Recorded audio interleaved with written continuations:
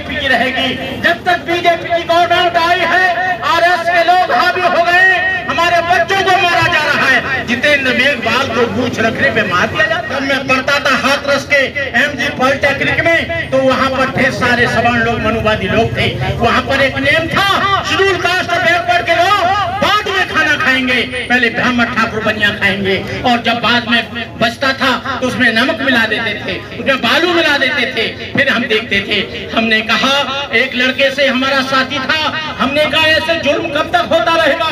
हमने उसका विरोध किया तो वहाँ पर गोलियां चलने लगी। हमारे सर में 172 टाँके हैं, लेकिन हमने उसका बदला गोली का जवाब गोली से दिया। हमारी तरफ एक मर गया, उधर 2 मर गए। हमने कहा फैसला हो गया, उसके बाद जुल्म नहीं हुआ। हम दलित पर जुल्म हो रहा है, बैकवर्ड पर जुल्म हो रहा है, ओबीसी पर जुल्म हो रहा है, आदिवासियों की बहन बेटियों की अस्मतें लूटी जा रही हैं और उनको निर्दोष और बेगुनाहों को नक्सलाइट बना के मारा जा रहा है, और मुसलमानों को देशद्रोही और तमाम तरह के उन पे आरोप लगाकर जेल में भेजा जा रहा है। जब कोई व्यवस्था बदलती है, जब किसी देश में परिवर्तन आता है, तो सत्ता बदलती है, तो व्यवस्था बदलती है। तुम क्या करोगे? आरएसएस के लोगों ने सारे देश की व्यवस्था पर काबू कर लिया है। आपको बता दूं, 3 तरह से 4 तरह से ये देश चलता है, न्यायपालिका, कार्यपालिका, विधायिका और मीडिया। मीडिया जो यहाँ का हरामखोर है, जो मनुवादी मीडिया है, वो तुम्हारी एक बात को लोगों तक नहीं पहुंचाएगा। लेकिन यदि यहाँ किसी मनुवादी का कुत्ता मर जाता है तो उसकी आवाज पहुंचाएगा। भैंस खो जाती है तो भैंस की आवाज पहुंचाएगा। कोई बिल्ली खो जाती है तो बिल्ली की आवाज पहुंचाएगा। मंत्री जी की बिल्ली खो गई है, उसको तुरंत पता लगाया जाए और तुरंत बिल्ली को पकड़ के घर में ले आएगी। भैंस खो जाती है, लेकिन हम लोग चिल्लाते हैं क्योंकि हमारी व्यवस्था नहीं है, हमारा कोई भी न्यायपालिका नहीं है। न्यायपालिका में आरएसएस के लोगों ने कब्जा कर लिया है। विधायिका में पूरे के पूरे लोग वो बैठे हैं। इस विधायिका को बनाने वाले कौन है? इस विधायिका को बनाने वाले ओबीसी के लोग हैं। इस विधायिका को बनाने वाले शेड्यूल कास्ट के लोग हैं। इस विधायिका को बनाने वाले एससी और एसटी के लोग हैं। जब तक आप यहाँ की सत्ता को उखाड़ नहीं फेंकोगे, तब तक ऐसे ही जुल्म होता रहेगा। सत्ता बदलेगी तो व्यवस्था बदलेगी, और 2024 के लिए आप संकल्प कर लो। आपको आंदोलन करने की आवश्यकता नहीं पड़ेगी। आपका बैकलॉग पूरा किया जाएगा, आपके बच्चों को अच्छी जगह एडमिशन मिलेंगे। इन्होंने बच्चों की फीस को 20 गुना कर दिया है। गरीब बच्चा अपने बच्चों को पढ़ा नहीं सकता। जेएनयू से जो बच्चे तैयार होते थे, जो है वहाँ 200 गुना वहाँ पर फीस कर दी है। और जेएनयू को खत्म करने का इन्होंने संकल्प लिया है। मुस्लिम यूनिवर्सिटी को खत्म करने का संकल्प लिया है, लेकिन बीएचयू को खत्म ये नहीं करेंगे, अन्य चीजों को खत्म नहीं करेंगे, क्योंकि यहाँ पर शिक्षा पर पूरा का पूरा कब्जा मनुवादियों का है। और जब तक आप इनको उखाड़ नहीं फेंकोगे, तब तक यहाँ पर जुल्म होता रहेगा। जुल्म की उम्र कम नहीं हो सकती। जुल्म कहाँ से आया? जुल्म जाति में से आया।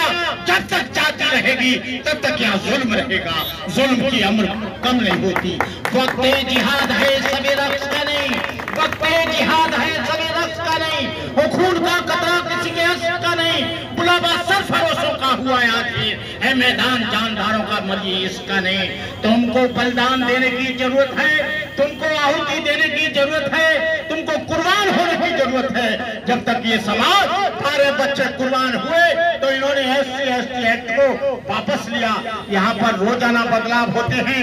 विधानों में विधान में हमारा संशोधन किया जा रहा है, संविधान में रोज संशोधन किया जा रहा है। लेकिन एक बिल ऐसा भी ले आओ कि जातिवाद का विरोध किया जाता है। जातिवाद का बिल एक लाओ कि कोई भी आदमी जाति नहीं लिखेगा, कोई भी शर्मा नहीं लिखेगा, कोई भी पांडे नहीं लिखेगा।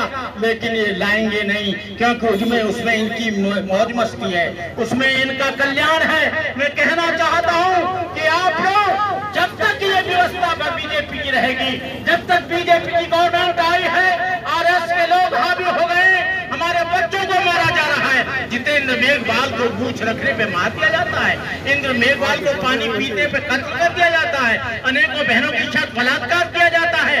जब मैं पढ़ता था, जब मैं पॉलिटेक्निक में पढ़ता था, मैं कोई सीधा साधा बंदे नहीं बन गया हूँ। जुल्म को सहते सहते यहाँ पहुंचा हूँ। आपको बता दूं, जब मैं पढ़ता था हाथरस के MG पॉलिटेक्निक में, तो वहाँ पर ढेर सारे सवर्ण लोग, मनुवादी लोग थे। वहाँ पर एक नेम था, शेड्यूल कास्ट और बैकवर्ड के लोग बाद में खाना खाएंगे, पहले ब्राह्मण ठाकुर बनिया खाएंगे। और जब बाद में बचता था तो उसमें नमक मिला देते थे, उसमें बालू मिला देते थे। फिर हम देखते थे, हमने कहा, एक लड़के से हमारा साथी था, हमने कहा ऐसे जुल्म कब तक होता रहेगा। हमने उसका विरोध किया तो वहां पर गोलियां चलने लगी।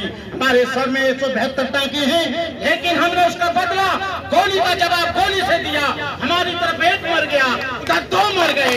हमने कहा फैसला हो गया, उसके बाद जुल्म नहीं हुआ। हमने कहा मैं जीवन में शादी नहीं करूंगा, मैं जीवन में प्रोफेसर नहीं बनूंगा, मैं जीवन में IAS नहीं बनूंगा। मैं अपने उन लोगों को जगाने का काम करूंगा जो लोग भूखे नंगे लोग हैं, जिन पर जुल्म होता है।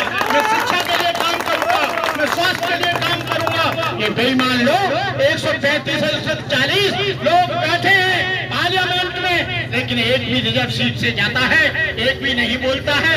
ये पार्टी के एजेंडा पर बोलते हैं, रिजर्व सीट से जाते हैं। रिजर्व सीट इसलिए होती है कि जो लोगों पर, दलित शोषित पीड़ित लोगों पर, आदिवासियों पर जुल्म होता है, उसकी आवाज पार्लियामेंट में उठाएंगे।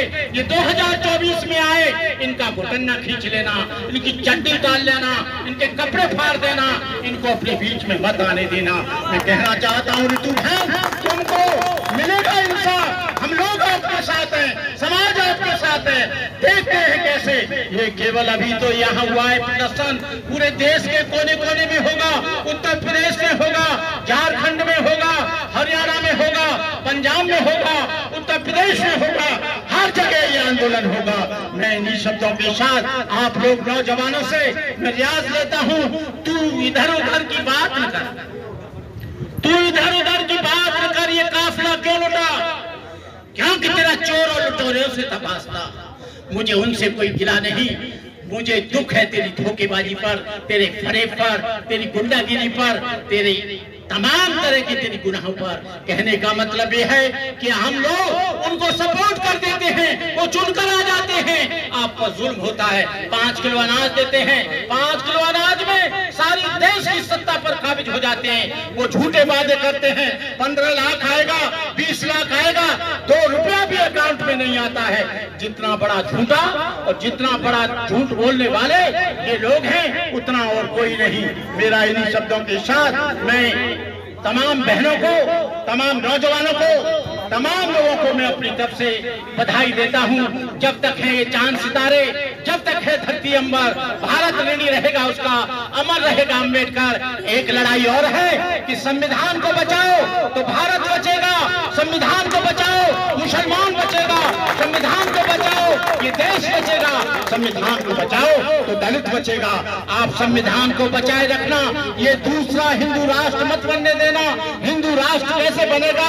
ये देश किसी की कपौती जागीरदारी नहीं है, ये देश मुसलमानों का है, ये देश ईसाइयों का है, ये देश सिखों का है, ये देश बौद्धों का और जैनों का है, ये देश कोई हिंदुओं का नहीं है। यहाँ पर किसी भी तरह से हिंदू राष्ट्र बना तो ये देश को तोड़ने का काम सबसे पहले वो लोग करेंगे जो संविधान को बदलने की बात करते हैं, जो संविधान को बदलने की बात बनारस में बैठकर जो बाबा लोग और तमाम शंकराचार्य कर रहे हैं, उनको तुरंत जेल के सेक्चों में ठोक दिया जाए। उनसे बड़ा देशद्रोही कौन होगा जो संविधान को बदलने की बात करते हैं। मैं इन्हीं शब्दों से आप सब लोगों को अपनी तरफ से मुबारकबाद देता हूं, धन्यवाद देता हूं कि आप लोग ऐसे आंदोलित होते रहें।